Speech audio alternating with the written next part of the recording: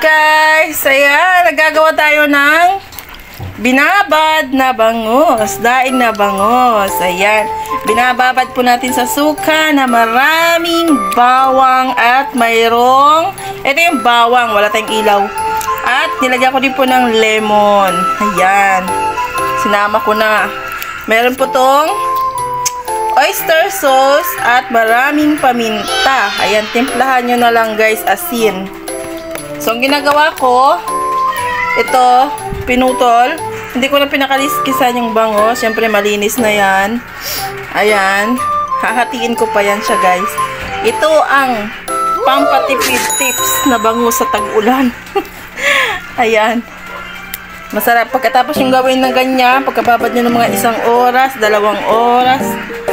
Yan. Tapos lagay nyo sa freezer. Ready to cook na yan. Malasa. Yan, pwede nyong prito. Pwede rin yung gawing bangus steak. Pagkatapos prituhin, sawa na kayo sa bangus na prito lang. Gawin yung bangus steak para may kakaiba naman. So, ayan. Sayang, wala tayong ilaw. Lobat pala tong cellphone ko. Hindi tayo ready. So, ayan lang guys. Share ko na lang sa inyo pag ako'y nagluto na ng bangus na ulam. Ayan. Tag-ulan na. Kaya tipid-tipid na tayo sa ulam. Ayan. Imbak-imbak na tayo. So, okay.